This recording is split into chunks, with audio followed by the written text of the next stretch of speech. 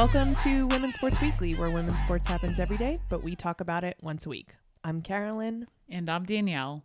Women's Sports Weekly is a podcast where we discuss the latest news, explore interesting stories, and share our love for women's sports. Follow us on Instagram, YouTube, and TikTok at Women's Sports Weekly Pod. Follow us and rate us on Spotify and Apple Podcasts. Also, congratulations to our raffle winner, Peyton. Peyton received $50 towards women's sports gear of their choice. Be on the lookout for more ways to engage with us, whether it's raffles or more sticker send-outs. Thanks for listening. We love to celebrate with you all. Congratulations, Peyton. Woo! So first of all, it is a special someone's birthday coming up. Oh, gosh. We are recording on Sunday, and you turn... Oh, should I not say your age? No, I don't mind at all. You turn 33 tomorrow. By the time this airs, you will be a whole year older. A whole year older. I'm looking forward to 33. 32. We started the podcast. You have a lot going on for yourself. So happy birthday. Thank you. I love you. Very excited to celebrate Thanks. you. Love Thanks you too. for pointing that out. Of course. So before we get into all of the exciting things we're going to discuss today, I did want to do a quick episode rewind to talk about something we spoke about last week, just to clarify a few things. So we had talked about Paris Jepchirchir from Kenya beat a world record during the London Marathon, which is correct. But the clarification I want to make is she beat the women's only world record. She did not run the fastest time a woman has ever run. Just for clarification, a women's only world record means there were no male pacers. So in this format, it doesn't mean it's a women's only race. It means that the men didn't go before the women and that there were no male pacers in the race, because when they use male pacers who are running faster, they find that the women can go a little bit faster as well. So it's the women's only record, meaning that there were no male pacers. Ethiopian Tigist Asafa has the women's world record for a mixed gender race, meaning that there were male pacers in the race, with a time of 2 hours, 11 minutes, 53 seconds set in 2023 at the Berlin Marathon. Honestly, both times were amazing. Just wanted to make that clarification. Outside of that, I think we're ready to get into the highlight reel. Let's do it. We have something that is very sad to announce. Also a very big celebration. Candace Parker announced her retirement on social media, WNBA player. Next week, we'll dive deeper into her career and exactly what she meant to the game of women's basketball, to you in particular, to fans everywhere. Candace Parker had a 16-year career. She had 3 WNBA championships, 2 MVP awards, 2 Olympic gold medals, and we promise next week that we'll give her her flowers. Really upsetting to hear this today, only because I thought I was going to get to watch her play another season, especially since she missed out on last season being injured. But she wrote something on Instagram and she said, "I'll never cheat the game," and she just feels like her body isn't there anymore. As I've mentioned before, Candace Parker is my GOAT. Just love her. Absolute legend. Yeah, it's going to be sad for these new WNBA players who have so much going for them not to be able to experience Candace Parker. For sure. So with that, we'll get a little bit into lacrosse. Why don't you kick us off there? We have been diving into the ACC Women's Tournament for lacrosse. I have a personal feeling about lacrosse. So last week you talked about it and I was like, why do I not want to have this conversation? And I had to do some reflecting on why I have problems with women's lacrosse. And I really don't. I just didn't feel like, I was just like, okay, I'm not really that interested. But I had to think back on some things. So me growing up, we didn't have lacrosse in high school. And the only high school that I knew of that had lacrosse was a really, really rich high school. My high school had it. I know, but I didn't know that. Okay. I only knew the people from this town had a lacrosse team. They all had a lot of money. In my head, they were just like a little bit bitchy. And so I think that was my general perception of lacrosse, which is totally not fair.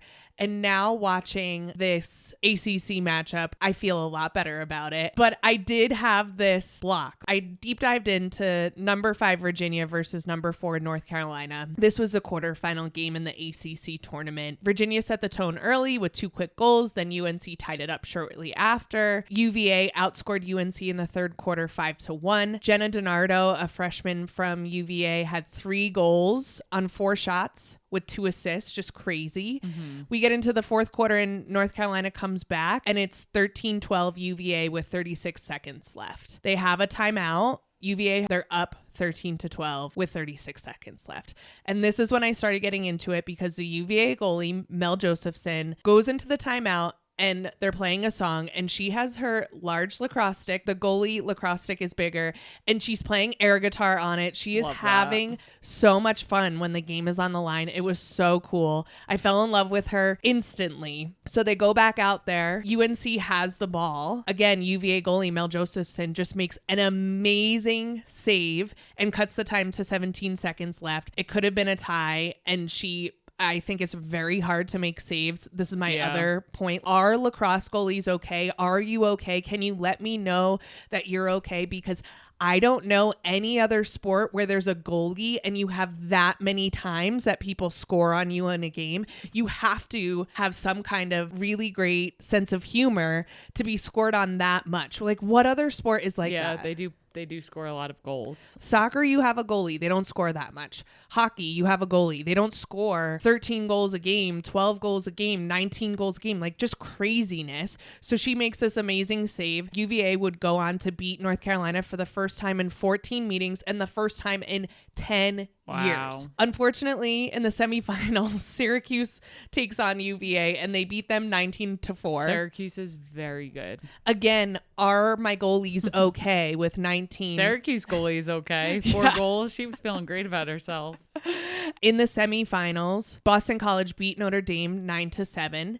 And then we get to the ACC finals and it's Syracuse versus Boston College. And I feel like this is deja vu because we literally just talked about these two teams playing against each other last week because they had played in the regular season and here they are again in the ACC lacrosse finals. The game I watched last week was so good. Obviously, I had to watch these teams match up again. Syracuse came into this game 14-4 and Boston College came into the game 15-3. As a reminder, when we talked about this last week, Boston College had beat Syracuse in overtime. Here in this game, Syracuse was the higher seed. As a little bit of background before that. So Boston College won the ACC championship last year in 2023. In 2021, Boston College beat Syracuse in the national championship 16-10. Boston College was also in the national championship the last 3 years. So the seniors on this team have been in 3 national championships. That's insane. They only won one of those 3, but to be in a national championship 3 times in a row is so hard to do in any sport. The last 2 times they lost was to UNC and Northwestern. Just to paint a picture of the teams that are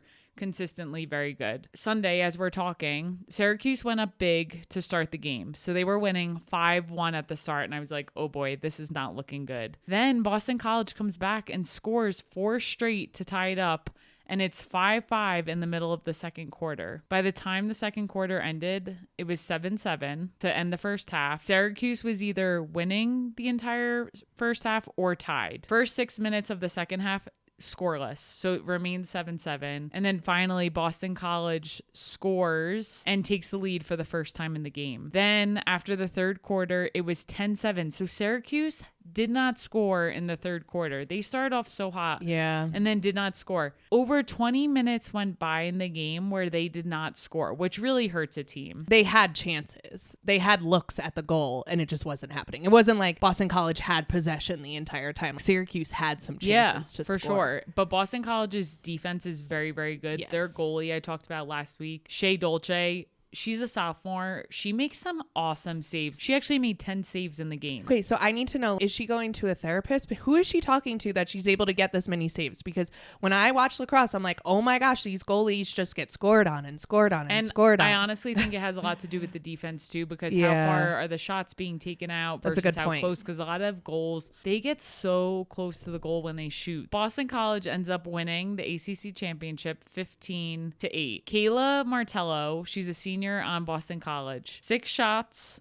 and 6 goals. That's a crazy She scored every time she shot in the game. That's a season high for her. So she led all scorers in that game. She now has 58 goals on the season. So she's putting in work. She scores a lot of goals. Behind her, junior Emma Lopinto was second leading scorer with 3 goals. We didn't even talk about these offensive players last week, which just shows how stacked Boston College is. And then this week they show up, and it's just crazy when you have so many good players. That's not just the same people scoring all the time. That makes a great team. Curious and interested to see if Boston College can make another national championship run this year. I'm really excited for the tournament to start. Hopefully they don't have to see Syracuse on their way, because like you always say, it's hard to beat a team 3 times. We'll get into it later. There's other conferences, obviously. The ACC is just very exciting to watch, and we've been catching some of those games, but there are other conference tournaments still happening, so we still have some time for the NCAA tournament for lacrosse. If you see lacrosse on the TV, sit down, and I can almost promise you it won't take long before you get sucked in, because it is an exciting sport to watch. But I also really want to disagree with you on something. Last week you said that you thought maybe lacrosse players ran more than soccer players. There's no shot. There's no shot, Danielle. I still hold my ground. And I played soccer, so I'm not saying Danielle anything dissing about soccer players. The lacrosse women run They sprint a lot, but they're not running as much as soccer players. I guess we got to put Fitbits on them and get a step count. We'll never know. I also need to talk about what I like to affectionately call bitch braids in lacrosse. They wear a lot of them. Do you know what a bitch braid is? They do it in softball too and basketball. You say this about every sport. But a bitch braid is not just... let me explain what a bitch braid is. And I used to rock a bitch braid. I don't know if I like this. A bitch braid is a high ponytail. It has to be high that you then do one single braid on. And we used to call them bitch braids in college because classically, and everyone knows, certain hairstyles tell you about a person. I'm not talking about the ponytails that are low ponytails, one braid. Softball players really like to do that one too. I call that horsehair, when the hair is so long and they like do those little puffs things in it, whatever. The bitch braid lets me know that you are here to play. You are down to be aggressive. You are down to score some goals. You are down to block some shots. And a lot of lacrosse players have got the B braid down. Have you ever worn one? Probably not high enough for your standards. I used to wear a ponytail with a braid freshman year of college, but I don't know if it'd be high enough for your standards. High pony, single braid. Moving on to softball. I want to talk about the series between number 12 Florida and number 9 Georgia softball. 3-game series when you're playing within your conference. So first game of the series, 9-1, Florida wins it in 5 innings. So they run ruled them. And they are the lower seed in this. Skylar Wallace on Florida went 2 for 3 with 3 run scores, 2 RBIs, and a pair of stolen bases. She currently has 112 career stolen bases, which is just one shy of tying the Florida career record of 113 held by Kelsey Stewart on Florida. She was SEC Player of the Year last year. She has a great Instagram, someone worth following. So Florida takes the first game. Second game, Georgia wins 11-6. It is senior weekend for Georgia. They've been celebrating the seniors in every game. They're playing at Georgia for the whole series. They win the second game 11-6. Georgia hit 5 home runs for the game. All 5 of the home runs were hit by seniors. Very cool. That's stat. awesome. So we're 1-1 on the series. We head into the third game. It was crazy. 4-3, Georgia's leading, headed into the 7th. So Georgia is up 4-3 on their senior weekend, looking good.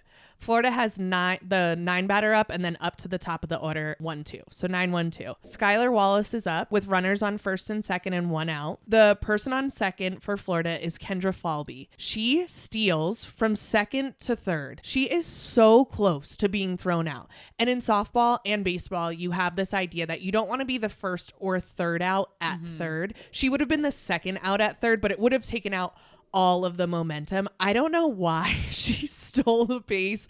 She was so lucky to be called safe, but now they have second and third, and Skylar Wallace is up, SEC Player of the Year. Georgia pitcher Shelby Walters gets Skylar Wallace to strike out. I thought the game was over. 2 outs, Georgia's up 4-3 in the 7th. Jocelyn Erickson, sophomore from Florida, gets up to the plate. It's a 3-2 count with 2 outs. I'm like, it's over. This 3-2, it's too much pressure. Hitters, if you're a good hitter, you go 1 for 3.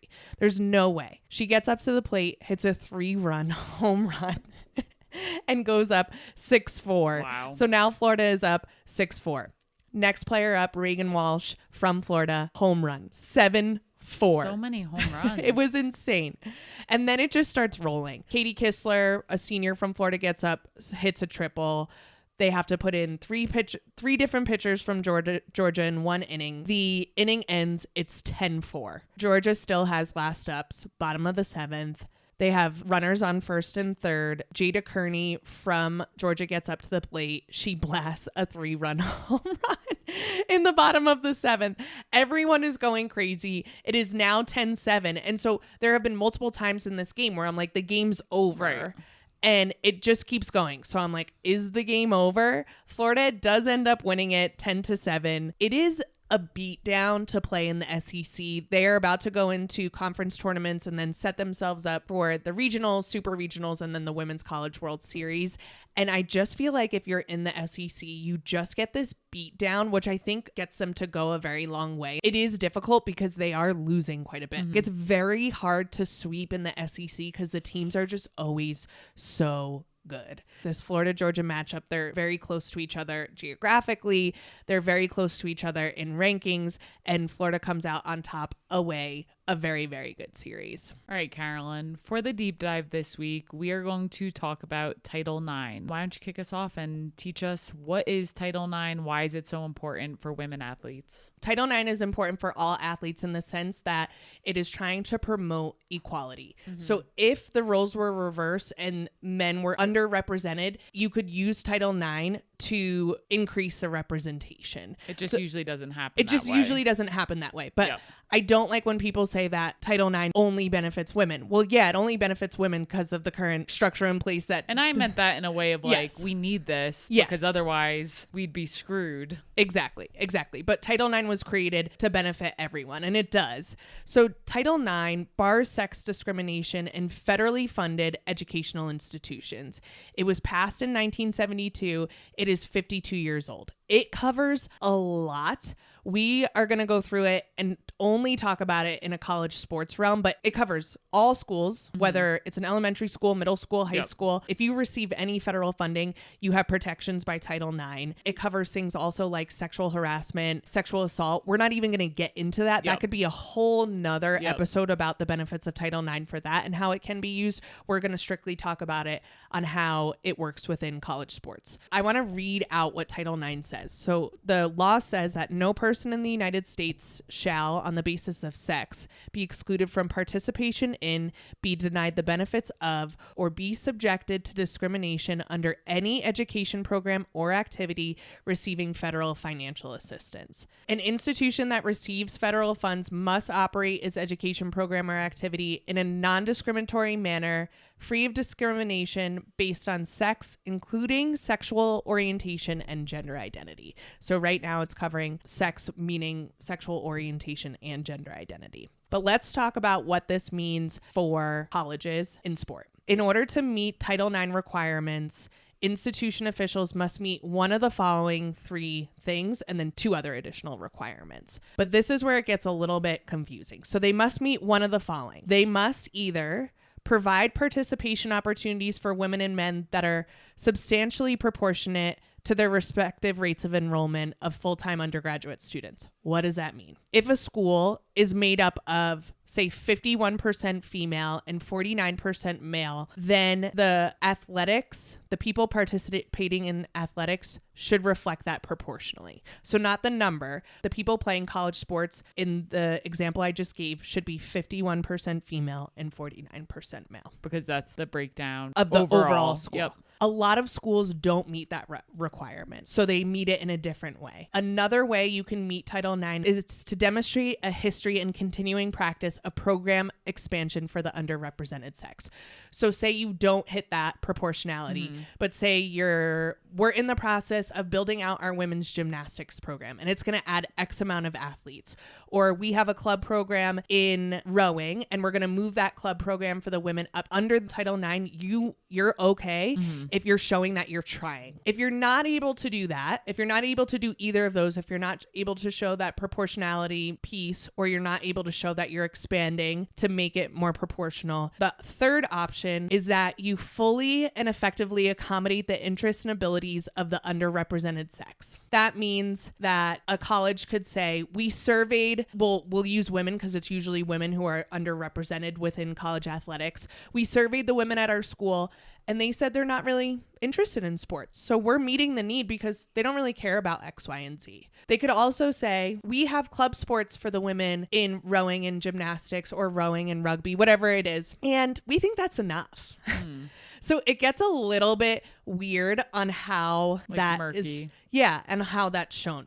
So they just have to show one of those three that they're doing that. What I was reading online is that they're not only asking for a survey, they're asking for schools to do more. But that third prong seems like a little bit like who's actually assessing the data exactly. and making sure. And Title IX is very hard for me to understand. Do the women at the school that they're going to know what Title IX is and know that they're not, that maybe the school is using that third prong, but they don't actually feel that way. Right. I just wonder how much that education is being shared with the students. Yeah. So they have to meet one of those three requirements. The ideal is to hit the proportionality requirement, that number one. So if you have 51% of women at your school, you also have 51% student athletes who are women at the school. In addition to hitting one of those three prongs, they have to hit two more things for Title IX. Female and male student athletes must receive athletic scholarship dollars proportional to their participation. So is it percentage based again? Percentage based, but only based on participation. So say 55% of the people at your school who play sports are male and 45% are women. Does that math work out? Then 55% of your scholarships will benefit male students and 45% will benefit female students. Okay, that makes sense. Your scholarships have to reflect the percentage of people not at the school but enrolled in athletics. If the school has 50% men, 50% women, but for sports, there's 60% men and 40% women. So for scholarships, 60% of the scholarships will go to men because that's how many are in the percentage are in the athletics program.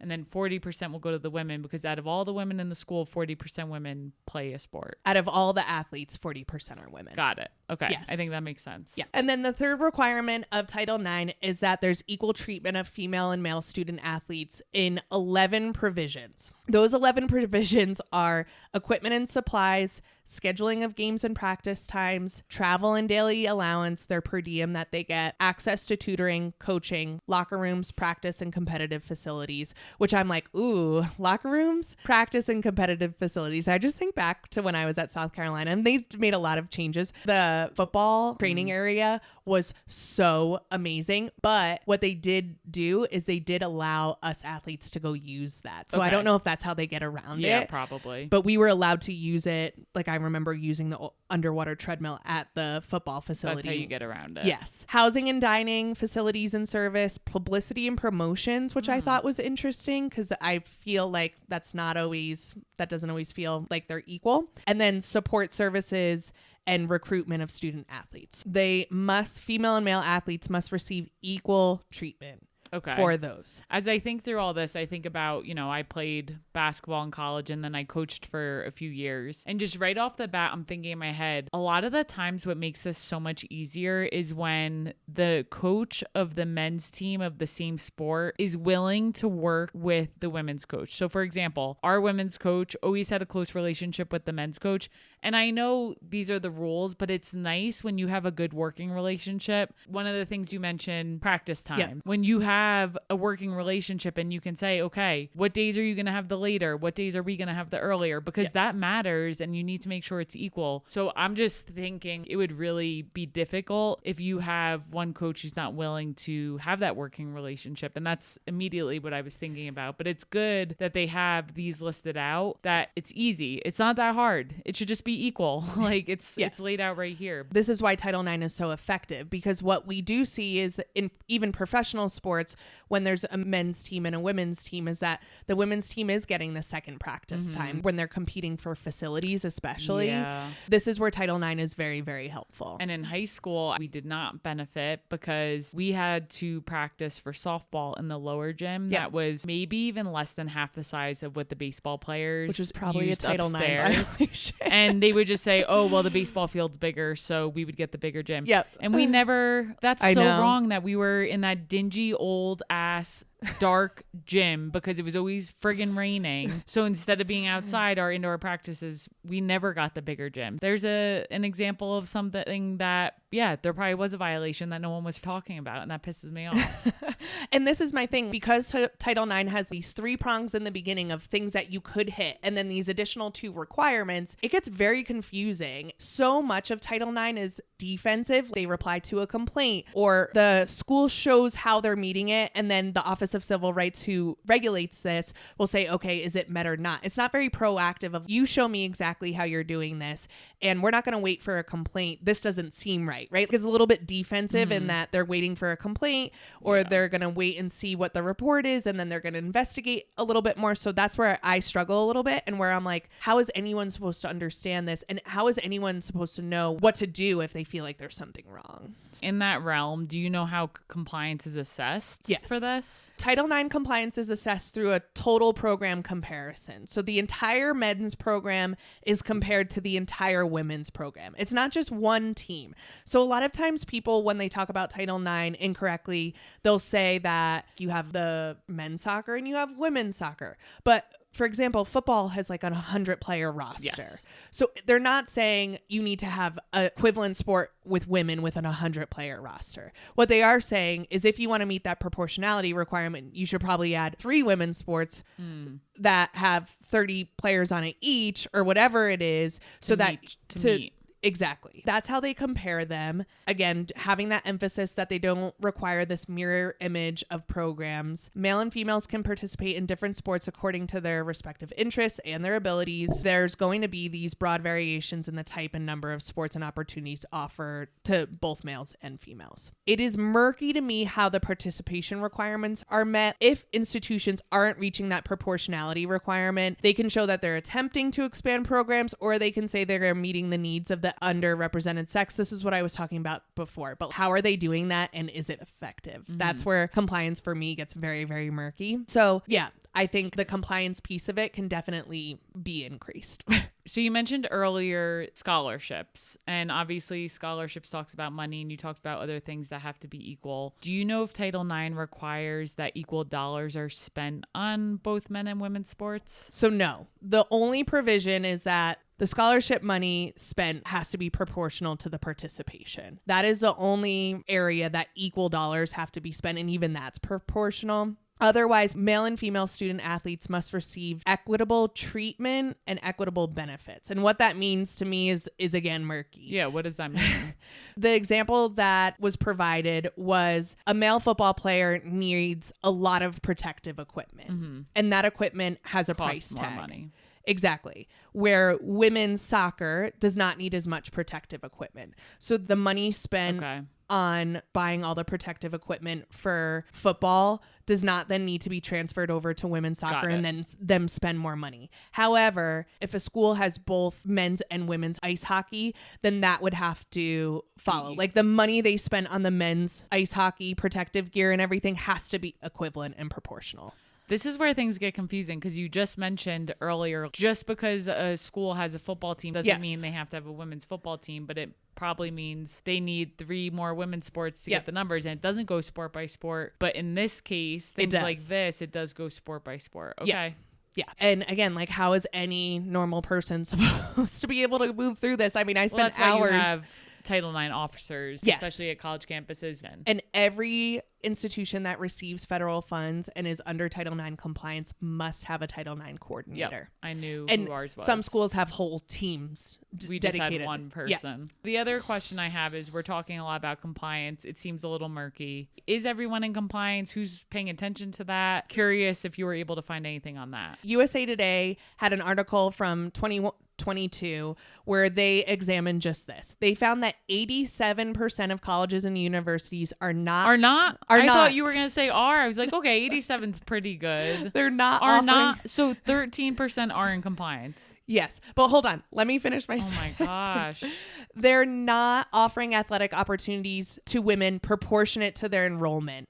So they're not hitting that first tier prong. Okay. Yes. So they're hitting they say that they're hitting one of the other two prongs. They're saying that they're either expanding their programs or they look at all the interests and they know based on the interest of every woman who attends their school that they are hitting the interest and the abilities of the people who go there. Okay. I just feel like that shouldn't even be in it. I know. This article found that 110 schools would need to add a total of 11,501 female roster spots to close the participation Wow. gap. It is big. That's an average of an additional 104 roster spots for women per school. It's roughly the size of a football team and enough to add 3 or 4 women's teams to each school. Among the schools with the biggest gaps were the University of Memphis, the University of Louisiana at Monroe, and the University of South Alabama. It's like, okay, I understand football players take up a huge amount of roster spots, but if you're not filling it with other sports for whatever reason, you have to be doing something to make sure the other prongs that you talked about are being met. And I do think money comes down to a big piece of it. It's very hard, I think, for some schools to be like, well, football makes us the most amount of money. So if I'm at a Title IX compliance, I'm going to take that risk because football is how we bring more money in so that maybe eventually, hopefully, they can get into compliance with the added funds. I don't know if that's what those schools are saying, but that was one thought that I had. The biggest gap was at the University of North Carolina, though. Really? They would need to add 395 female roster spots in order to get up to proportionality. 395. I wonder if it's because they have their football team and then... But like UNC football's not even that No, but my thought is like any women's sport that they have, do they also have the men's sport? And that's why, because their women's teams, they have great women's teams. Their lacrosse team is always good. They always have a good basketball team. So it's like not that their women's teams aren't being represented. So why is the gap so big there? I would have to dig into that a little more. That's interesting. The other thing that the article mentioned is that a lot of these schools have club sports for the women's level. I said this before, but I don't know if they're using club sports to saying that that's meeting the interest and therefore they don't need to add it. But in my head, I'm like, if you have a very robust club sports team for the women, that means they want play more. The varsity. That's exactly right. I don't know if that's part of the issue. I do want to point out that 17 schools had participation gaps that were smaller than 15 additional roster spots for women. So that means we're getting very close. And that was just an arbitrary cutoff that USA Today used, that 15. I want to highlight some people who are doing really well. Auburn University, New Mexico State University, and University of South Carolina. Go Gamecocks.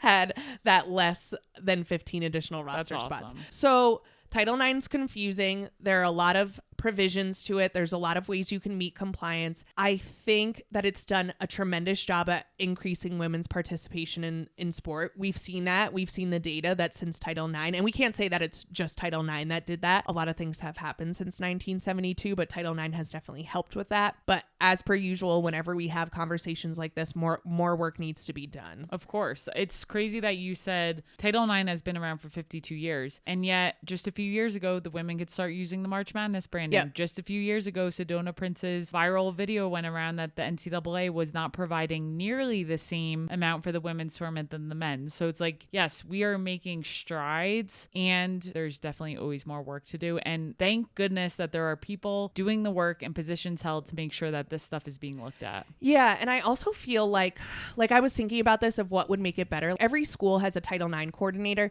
but sometimes they're just trying to do that to check the box, right? Like they just don't want to get in trouble. So when I was thinking about it, I was like, maybe on schools there needs to be some kind of Title IX club, not run by the school itself, run by students who can actually get in and ask those questions of, are we meeting this? And of course, we always have to put more work on women to like, can you create a club and make sure underrepresented groups that need to do more work, unfortunately. And because I feel like there's not enough there's not enough eyes on this. Yeah. And the Office of Civil Rights does a lot of things. They don't just regulate Title IX. You can make it a complaint if you're at a school and you don't think your school is meeting Title IX. You can go onto the Office of Civil Rights and file a complaint. But I also feel like there should be this pressure from, and I'm saying from down on the pyramid. I don't like really mean that, but I mean in the hierarchy, our students are down on the pyramid below administrators to say, are we actually doing enough for Title IX? Are you actually hitting that? Because I think that would be very interesting. I would also, like I said, I would also like to see Title IX compliance be a little bit more offensive than defensive, a little bit more. If they're not hitting the first prong, how can we then equip schools to help get them to proportionality? Because that would actually hit that equality rather than a survey. Then I would really like to see this. USA Today showed a clear dashboard of who was hitting the proportionality and who was not, and it was very easy to see. I would also like to see a dashboard of who says that they're just creating surveys and gauging interest. I would really, really love to see that information, because I feel like if that was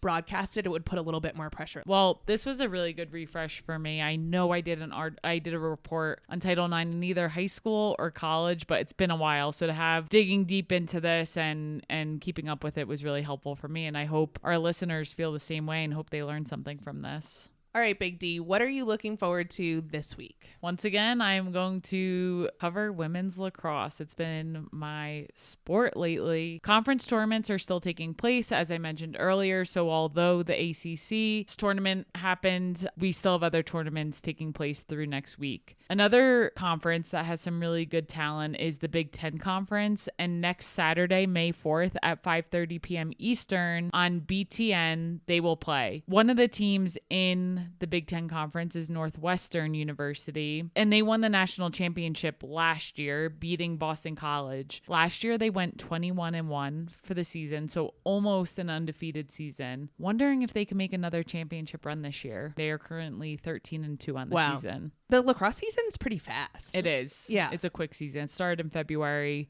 Oh, wow. And already wrapping up. Spring sports are tough in college. Yeah. It's a quick season. The other thing I'm really looking forward to for more than one reason is NWSL. We are going to be at this game live in Seattle. We're headed to Seattle to see Seattle Reign play San Diego Wave. Unfortunately for the East Coasters, it's at 10 p.m. Eastern on Prime Video. Currently, Seattle is 1-5 on the season. San Diego is 2-1. Who are you rooting for? Ooh, I think San Diego. Okay.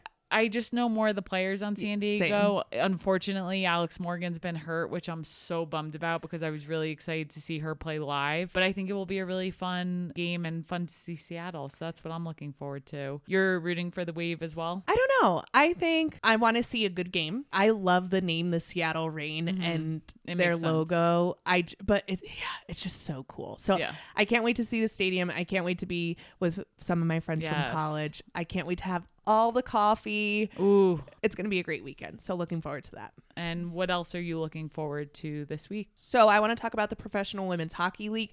We have so many things coming to the end. Women's lacrosse, college softball, and now professional women's hockey. The playoffs are going to start on May 8th with 2 best-of-5 semifinals with 4 teams. I really like how the Professional Women's Hockey League is setting up their playoffs. The first place team is awarded the opportunity to select its semifinal opponent. That is wild. They can choose whether they want to play the third place team or the fourth place team. I don't know if I would like that more. I don't think I would. I think it's almost a lose-lose for the top seeded team. Yeah. Because if they choose a team, and I heard that, I would be like, screw you if I was on that other team. Especially if I was the third seeded and they were like, I want to play. Because you think you could beat me. Exactly. So I'm like, you have to win that game if you're the top seed. You chose this. Already, Montreal and Toronto have clinched a playoff spot. So there's 2 more spots available. New York will definitely not be in the playoffs. I know. Stinks. Sad.